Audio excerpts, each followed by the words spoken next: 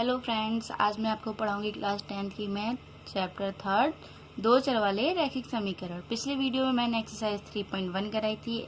अब मैं 3.2 कराऊंगी। 3.2 से पहले हमें कुछ डेफिनेशंस दी गई हैं जिनको हमें सीखना होगा। जैसे सबसे पहला दिया है, जब रेखाएं एक बिंदु पर प्रतिच्छेद करती हैं तो समीकरण का अद्वितीय हल होता है। सपोज कोई भी समीकरण दी है, x प्लस वाई बराबर 2 मान लीजिए और 2x प्लस वाई बराबर 3 मान लीजिए।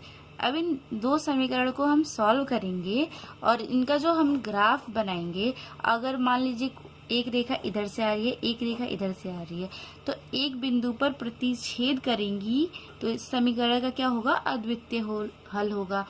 ठीक उसी प्रकार दूसरा क्या कह रहा है, जब रेखाएं समांतर होती हैं, जब ग्राफ बनाएंगे हम, रेखाएं समांतर होंगी आपस में, तो इस स्थिति में समीकरण का कोई हल नहीं होगा।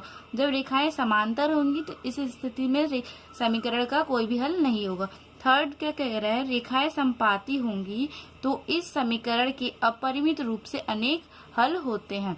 संपाती का मतलब क्या होता है, समान अनुपात में। जैसे मान लीजिए ये रेखा एक ये बनी समीकरण 1 के लिए, ठीक इसी रेखा के ऊपर दूसरी रेखा भी बनेगी, सपोज एक ही बिंदु से जा रही है, समीकरण 2 के लिए। ठीक, तो ये क्या हो गई, संपाती। संपाती मतलब समान अनुपात। जैसे a1/a2 बराबर b1/b2 बराबर c1/c2। ये क्या हो गया, समान अनुपात में हो गया।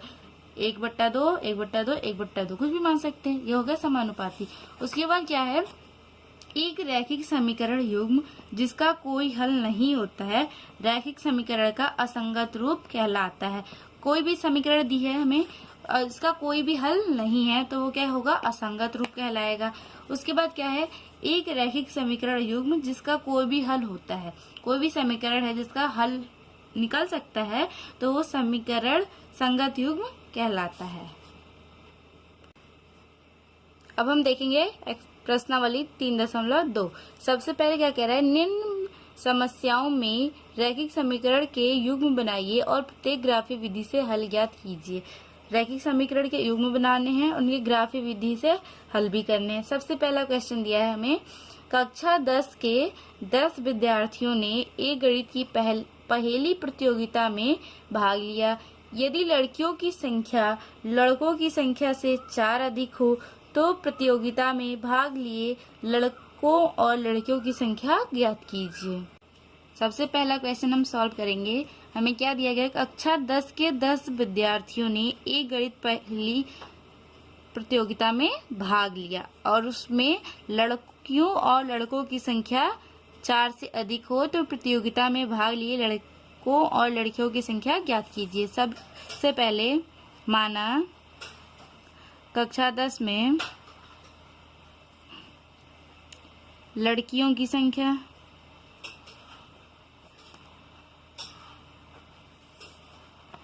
कितनी है, x, एवं लड़कों की संख्या कितनी हो गई, y। तो सबसे पहले हम यहाँ पे देख सकते हैं, कक्षा 10 के 10 विद्यार्थी, मतलब कक्षा 10 में कितने स्टूडेंट हैं, 10, और लड़कियों की संख्या कितनी मानी हमने, x, लड़कों की संख्या कितनी है, y। तब दोनों को जोड़ के कितना आना चाहिए, 10। सबसे पहला समीकरण हमारा ये मिल गया। ठीक, उसके बाद क्या कह रहा है, लड़कियों की संख्या लड़कों की संख्या से 4 अधिक हो। लड़कियों की संख्या लड़कों की संख्या से 4 अधिक हो। लड़कियों की संख्या तो x है, लड़कों की संख्या कितनी है, y, और क्या कह रहे हैं, लड़कियों की संख्या लड़कों की संख्या से 4 अधिक हो। तो ये समीकरण एक और बन गई हमारी, सेकंड वाली। अब हम y को इस तरफ ले आएंगे, x माइनस वाई बराबर 4। ये हमारे पास दो समीकरण हो गए। अब हम इन दोनों समीकरण को सॉल्व करेंगे। अब क्वेश्चन में हमें क्या दिया था कि हमें निम्न क्वेश्चन से रैखिक समीकरण युग्म बनाने थे। तो ये पहला समीकरण हो गया, ये दूसरा समीकरण हो गया। ठीक, अतः रैखिक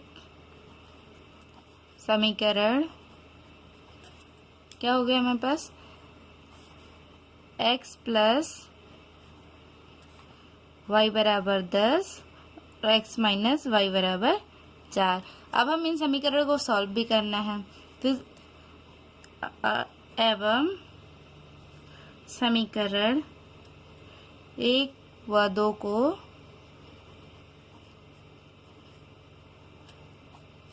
हल करने पर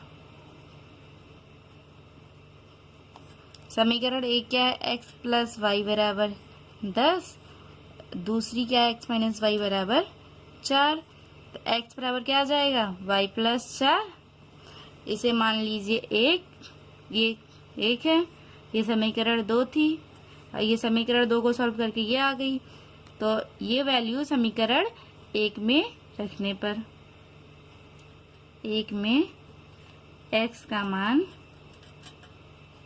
रखने पर, ठीक। x का मान क्या है, y plus 4 plus y. x बराबर क्या है, y प्लस 4, x बराबर क्या आ गया, y प्लस 4, ये y ऐसी रहेगा बराबर 10, y और y 2y, 10, 4 क्या था, बराबर के इस तरफ था, बराबर के दूसरी तरफ जाके क्या हो जाएगा, माइनस का 2y बराबर 10 में से 4 जाएगा 6, y बराबर 6/2, ये गुणा में था, बराबर की दूसरी तरफ जाके बट्टे में 2 तियां 6, y बराबर कितना आ जाएगा 3।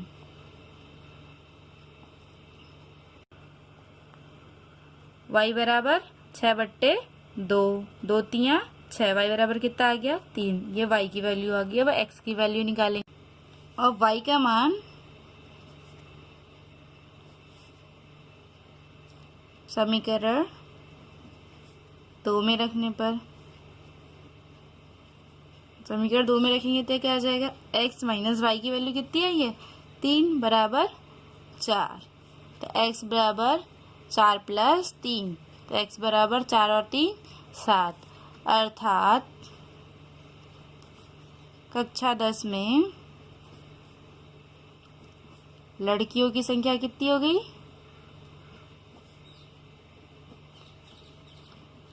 7 एवं लड़कों की संख्या कितनी हो गई, 3। अब इसका हम ग्राफीय सॉल्यूशन करेंगे। ग्राफीय हल निकालने के लिए सबसे पहले संख्या रेखा बनाएंगे।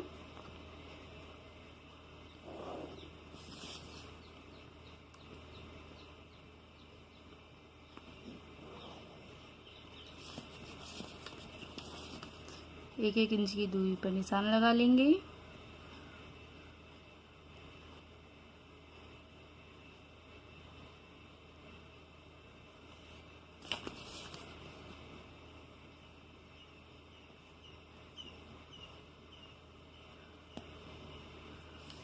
ठीक हो गया, ये हो गया x अक्ष, ये हो गया y अक्ष, ठीक। अब समीकरण 1 और 2 का पहले हम सबसे पहले तो मान निकालने पड़ेंगे। अब आप यहाँ पे देख सकते हैं समीकरण 1 के लिए, समीकरण 1 थी x प्लस वाई बराबर 10। जब x बराबर हमने 5 रखा तो ये x की जगह 5 आ जाएगा, y ऐसी रहेगा बराबर 10, y बराबर 10 माइनस 5, तो y बराबर कितना आया 5।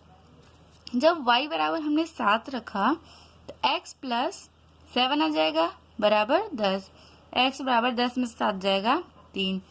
तब हम सारणी बनाएंगे, उसमें लिखेंगे x की वैल्यू जब हमने 5 रखी तो y बराबर कितना आया 5।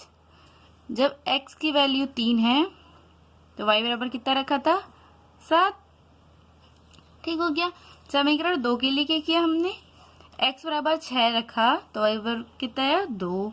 जब y बराबर 0 लिखा तो x बराबर कितना आया 4। जब x बराबर 6 रखने पर वैल्यू आ रही है 2 और y बराबर 0 रखने पर x की वैल्यू आ रही है 4। अब हम इस सारणी से ग्राफ बनाएंगे, ठीक है। जब हमारे पास x बराबर कितना था 5 तो y बराबर कितना आया 5, ठीक। एक पॉइंट ये हो गया, ठीक। दूसरा क्या था, जब x बराबर 3 था तो y बराबर कितना आया है 7, ये हो गया 6, इसके ऊपर जाएंगे, ये हो गया 7, ये हो गया y अक्ष, ठीक।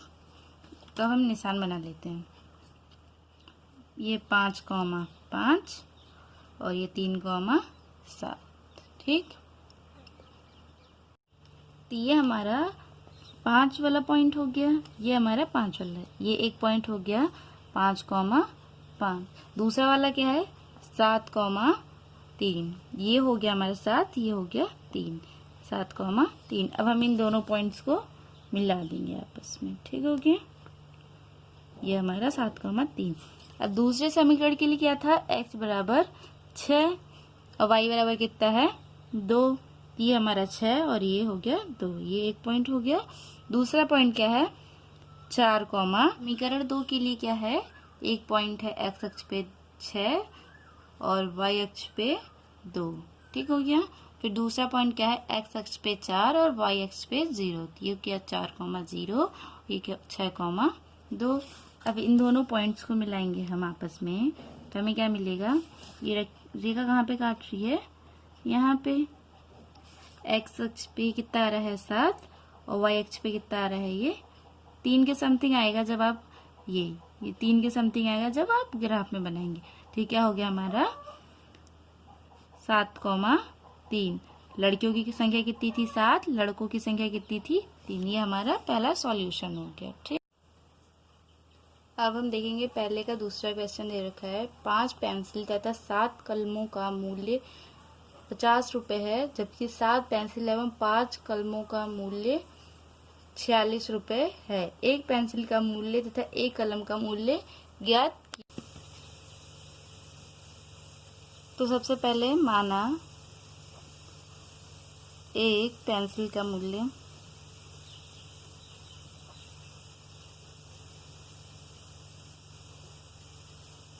कितने x रुपए है। ठीक, तो एवं एक कलम का मूल्य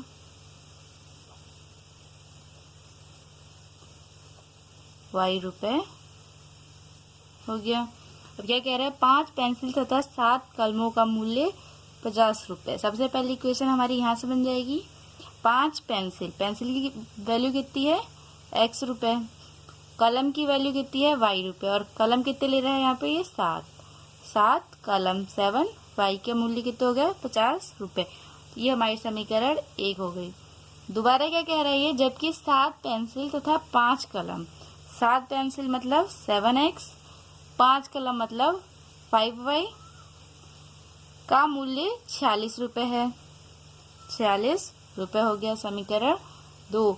एक पेंसिल तथा एक कलम का मूल्य ज्ञात करना है हमें। ठीक, तो समीकरण 1 से ठीक हो गया। सबसे पहले हम क्या लेंगे, 5x प्लस 7y बराबर 50। ठीक, अब इसको सॉल्व करेंगे हम। 5x बराबर 50 माइनस 7y, तो x बराबर कितना आ जाएगा हमारे पास 50 माइनस 7y बट्टे x यहाँ पे और 5 गुणे में है, बराबर दूसरी तरफ जाके बट्टे में, x की वैल्यू ये आ गई। ये समीकरण 3 हो गई। अब x की वैल्यू जो है समीकरण 2 में रखने पर, समीकरण 3 का मान समीकरण 2 में रखने पर 7, x की वैल्यू कितनी है 50 माइनस 7y बट्टे 5 प्लस 5y बराबर 46। ठीक, अब ये 5 इसके बट्टे में, तो इसके बट्टे में लेने के लिए हमें एलसीएम लेना पड़ेगा सब में। ये 7 की इससे गुणा हो जाएगी, 7 पंजे 35, 0 ऐसी 7 7 49y।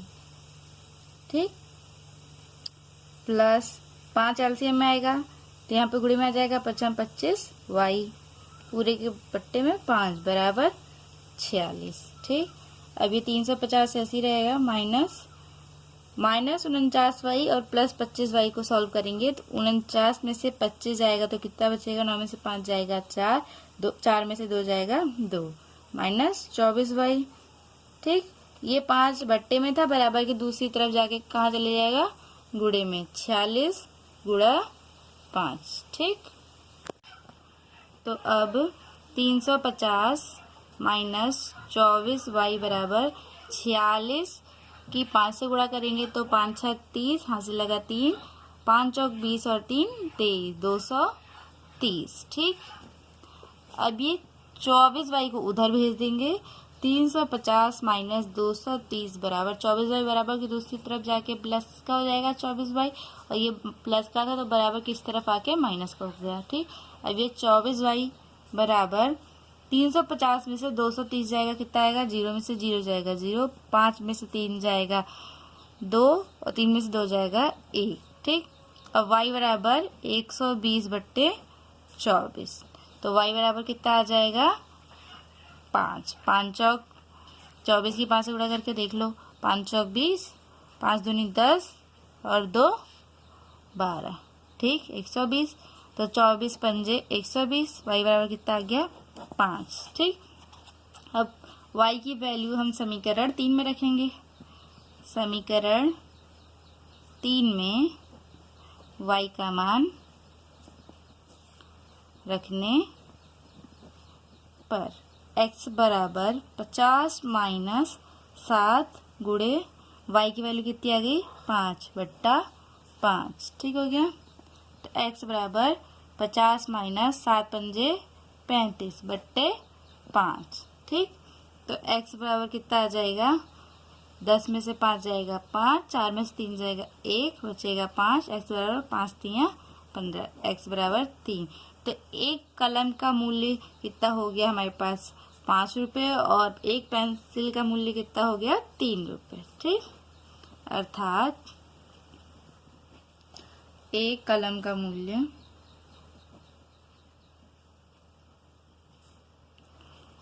5 रुपये एवं एक पेंसिल का मूल्य